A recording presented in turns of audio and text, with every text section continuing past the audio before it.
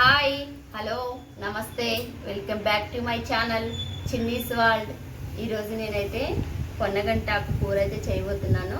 మీతో కూడా షేర్ చేసుకుందామని ఈ వీడియో తీసానండి.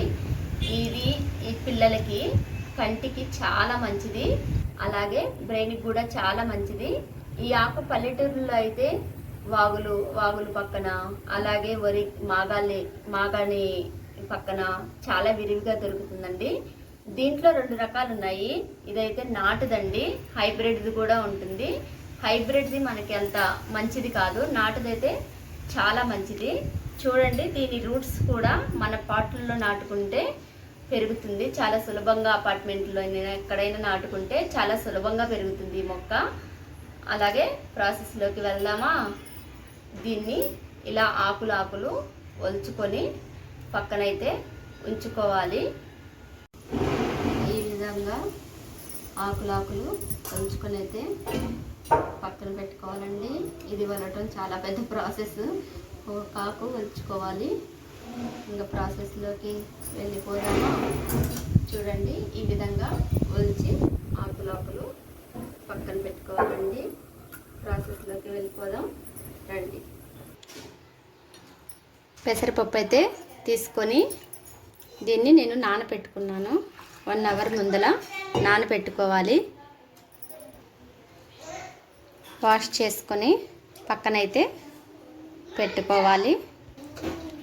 ఇప్పుడు మనం ఒలిచి పెట్టుకున్న పొనగంటాకుని బాగా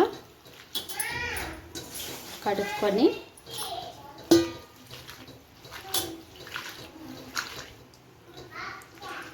పక్కన బౌల్లోకి తీసుకోవాలి. బౌల్లోకి తీసుకొని 1 స్పూన్ సాల్ట్, 2 టీ గ్లాసుల వాటర్ వేసుకొని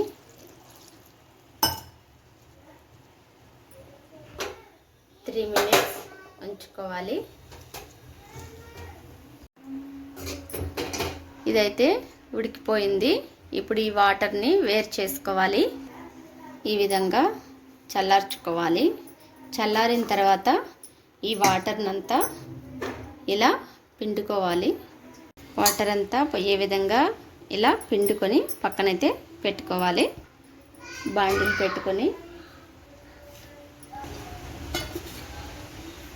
2 టేబుల్ స్పూన్ల ఆయిల్ అయితే వేసుకోవాలి. ఆయిల్ వేడయ్యాక పోపు దినుసులు వేసుకోవాలి. పచ్చెనపప్పు, జీలకర్ర, ఆవాలు, మినపప్పు వేసుకొని 2 ఎండుమిర్చి ముక్కలుగా తుంచుకొని వేసుకోవాలి. దంచుకున్న వెల్లుల్లి రెబ్బలు వేసుకోవాలి. కరివేపాకు,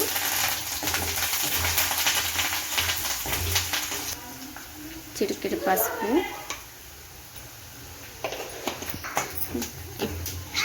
పోపు వేగిపోయింది. ఇప్పుడు ఈ ఆకునైతే పొనగంటాకుని వేసుకోవాలి. మనం నానబెట్టుకున్న పెసరపప్పుని ఇందులో అయితే వేసుకొని